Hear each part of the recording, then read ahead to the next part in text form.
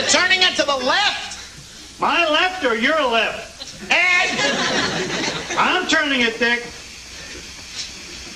That better? Keep turning. I think we're starting to get something. There's still a lot of that snow. We're working on that.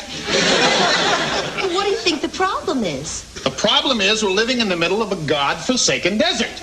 Keep turning, Ed. I don't think TV signals travel in this heat. Well, maybe it's the TV. The TV worked in Pittsburgh. There must be something else you can try. There is. Where's the telephone book? Who are you calling? Cable company. Oh, honey, we don't need cable. It's just another unnecessary expense. Only $28 a month. I've seen it advertised all over. Ever since we left Pittsburgh, Jenny, I felt out of touch with the world. I want to feel vital. I want to feel alive. You want to watch the Steelers? And the Pirates and the Penguins and the Panthers. I miss my people, Jenny. Yes, hello. I'm calling to find out what it would take to get cable installed. The Dunes. Why not? Well, that's just great. No, it's not your fault. I'm the one who's sorry.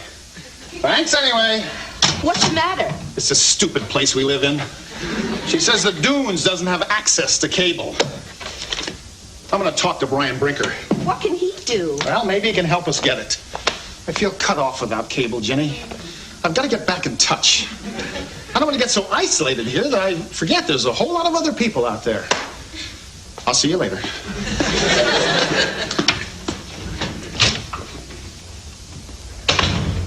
Is that better, Dick? Ed! I'd like a 3 o'clock appointment tomorrow for a rinse and a cut. And make sure I get Gloria. When Vicky cuts my hair, she makes me look old. I can't talk now. Someone's here. I'll see you tomorrow. Yes? May I see him? May I see him what? May I see him now?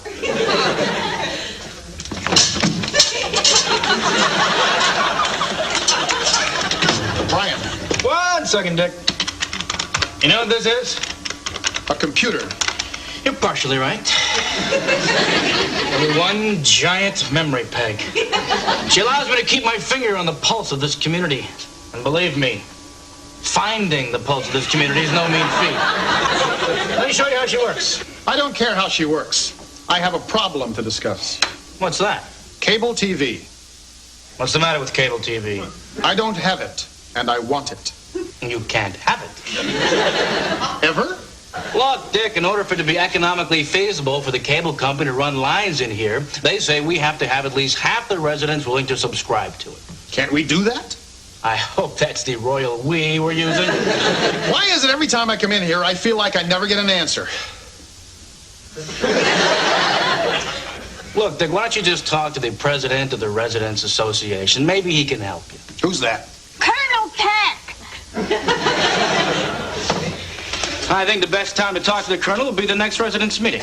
When is that? Thursday. It's Thursday. Listen, I gotta run. Why don't you walk me out?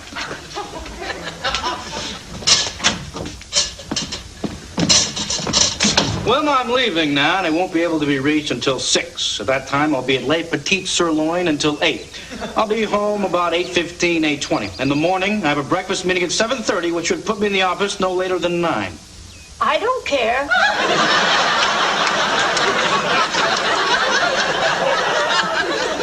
All righty, bye-bye. Have a good day.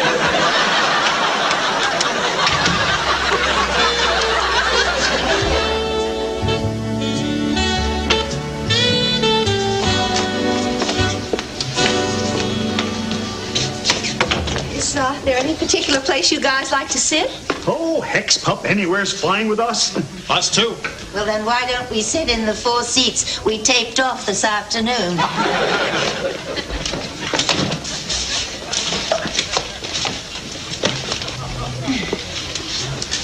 Well, look who's here. Oh, hi. Honey, look who's here. You remember my wife, Ginny? Was that you I saw jogging by my place the other morning? Oh, I don't think so. You don't think so? You've never jogged a day in your life. I guess it wasn't me. Ladies and gentlemen, it seems as if President Peck has just about finished his dinner, so our residents' meeting will begin shortly. If you'll all take your seats back there. Ladies and gentlemen, I give you the president of your Residents Association, Colonel Pat Peck. Thank you, Peter. The meeting is now in order. Oh, by the way, that was a delicious dinner, Wilma. For those of you who couldn't see, we had beef sirloin tips, broccoli with lemon sauce, and potatoes au gratin.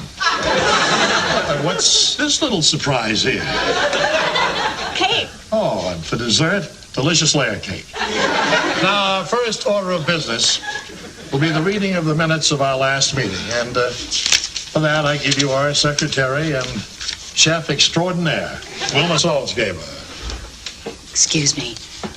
Would you mind leaning a little to your right? I'm having a hard time seeing across these big, broad shoulders. Sure. The minutes of the last meeting were as follows. The Carpentry Club announced it will have its annual birdhouse sale on the third Sunday of next month on the lawn of the clubhouse. Birdhouses will range in price from $5 to $15, and there will be over 200 to choose from.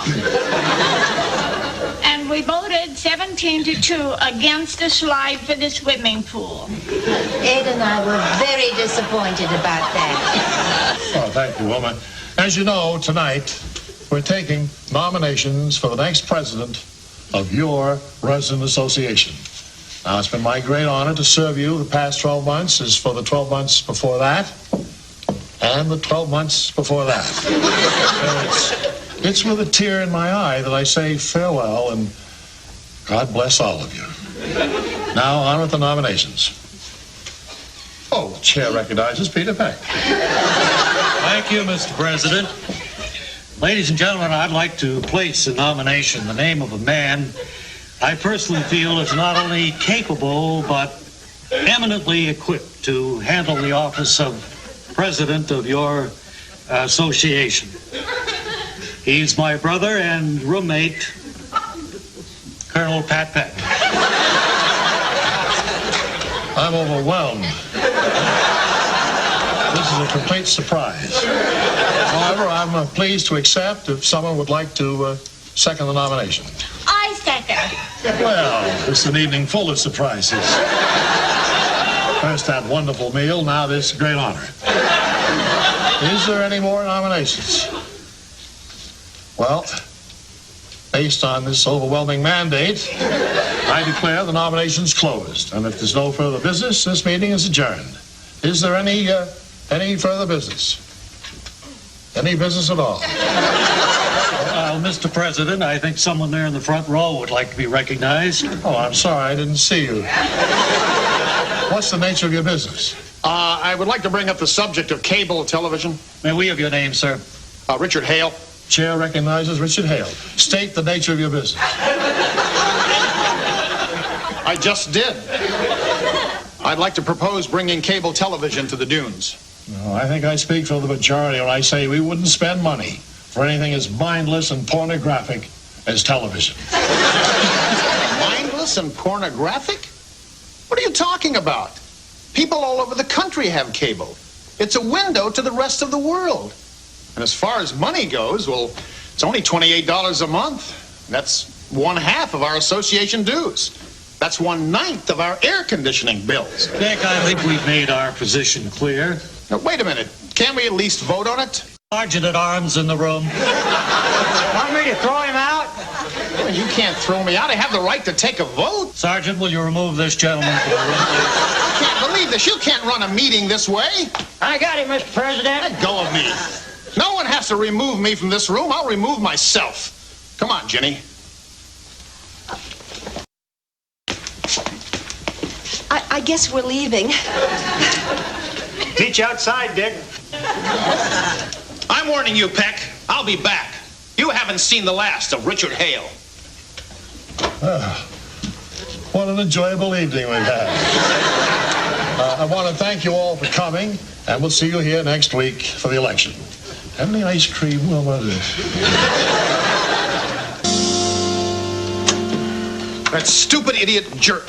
He's not a president, he's a tyrant. Well, I'm not putting up with it. What are you going to do? I'll tell you what I'm going to do. I'm going to walk back there and give him a punch in the nose. Oh, honey, you mustn't stoop to his level. You're much smarter than he is. All right, I'm going to walk back there and give him a pop quiz. Honey, stop. Well, I got to do something.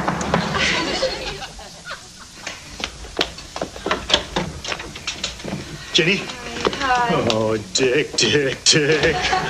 I just want to shake your hand. I was proud of you tonight, standing up to the colonel like that. Why does everybody let him get away with that stuff? Because everybody's afraid of him. Anybody who tries to oppose him as president, he intimidates.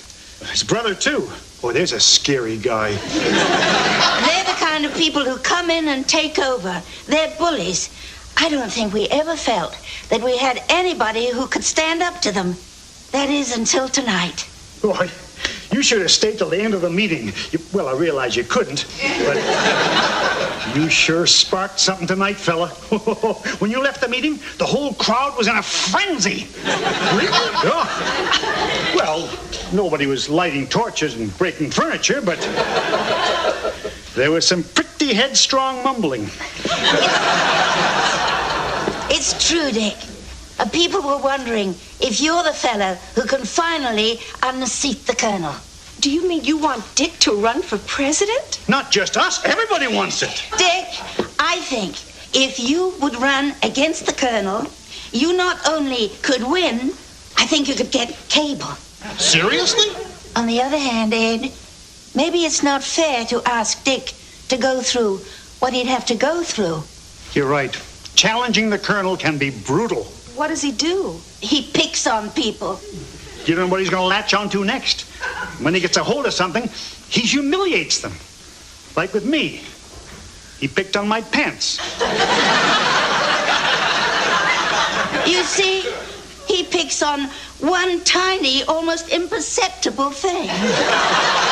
And he blows it all out of proportion. He started saying my pants looked like clown pants. And he started saying I was a clown. And he started to call me Bozo and Chucko. Pretty soon everybody was calling me that. I was a laughingstock. I finally told him to drop my pants and leave me alone. Well, I hope he did. No, Ed finally had to withdraw. Everyone does. It's the Peck brothers' strategy. Well, I'm not afraid of them. I can defend my pants. Well, they'll find something else. Do you remember what they did to poor Nathan Russell? With him, it was his height. They started saying he was too short to be president and that he'd have to stand on the table to conduct the meetings. They said he had a Napoleon complex. They said all short people were plotting to take over the world. Which may or may not be true. But it had no place in the campaign. They did that to anybody who opposed them. The worst thing is, they said it so much that, on some level, people began believing it. Well, I'll tell you one thing. When Pat and Peter Peck picked me to pick on, they picked the wrong person.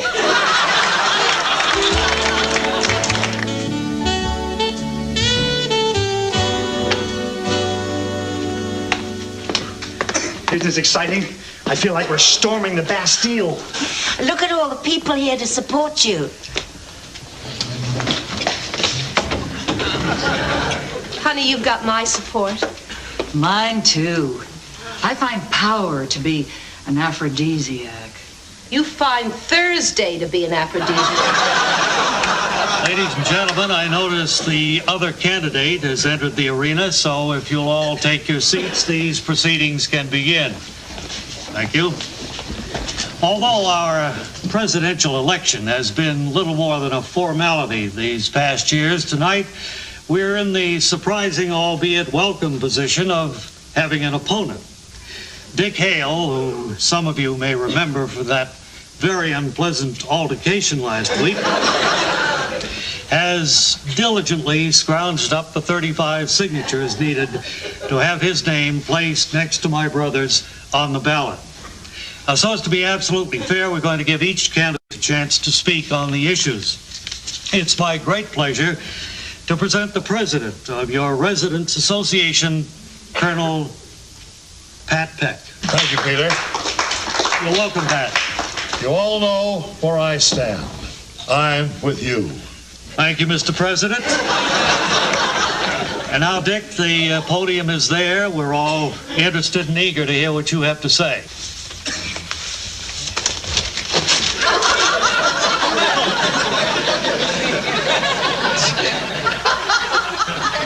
Ladies and gentlemen, I don't really know what the issues are, but I can tell you this. If I'm elected president, I will do everything within my power to serve you fairly and without intimidation.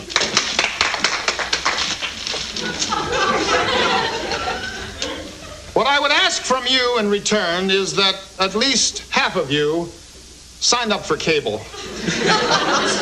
Thank you very much for your support. Before you sit down, as your opponent, may I be allowed one quick question? Sure. Have you ever in your life been physically fit? I beg your pardon? We were just wondering if you've ever been able to get a grip on that weight problem. Weight problem? Well, isn't it true when you were flying that you were affectionately referred to by your flight crew as being the portly pilot of Pittsburgh? They're doing it to you, Dick. Look out. Isn't it true, Dick, that you became a pilot because you were too heavy to fly as a passenger? I think everyone here realizes what's going on. It is obvious that I do not have a weight problem. Well, speaking of your weight problem, do you think you could take time out from your eating to actually perform your duties as president? People, this is absurd. I am not too fat to function. Isn't it also a fact that the Humane Society has barred you from riding horses? Wasn't the Great Pittsburgh Fire doused by using one of your sport coats? Now, that's not funny. Oh, come on, Dick. Where's that good nature you fat people are famous for? All kidding aside, I have a suitcase I can't close. Could you come by later and sit on it for me? Well, enough debate. I think the time has come to take a vote. Unless, of course, you care to withdraw, Dick. I'm not withdrawing. People, you know what they're doing. Don't let them get away with it. Thank you, Porky Hale. And so the people may vote in confidentiality, would both candidates now turn their backs? And the candidate's brother. Well, this shouldn't take long. Wilma, would you help to count, please? All those in favor of Colonel Peck say aye. Aye. Aye. All those for Dick Hale. Aye. Gentlemen, will you turn around and learn the verdict? Ed, we know the verdict. Well, ladies and gentlemen, your new president, Dick Hale.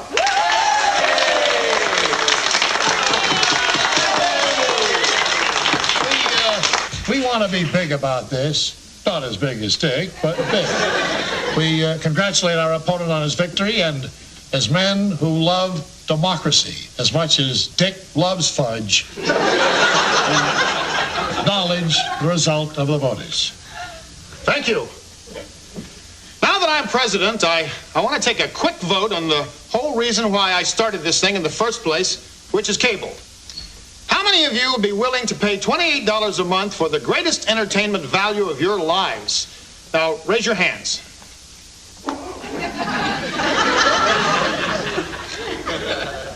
Well, I hate it here.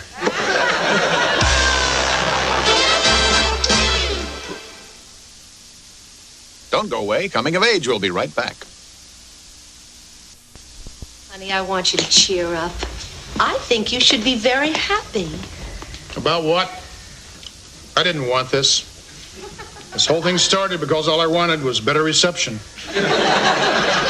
But you know something? If you had gotten what you wanted, you would have gone into that room to watch television for the rest of your life, and you may never have come out. I know you don't like this, But I think that being president is going to be good for you. I think it's going to force you to be involved in the community. It's going to force you to meet people. It's going to force you to reach out and make human contact. From now on, when people come to our door, you're not going to be able to turn away, and I think that's terrific.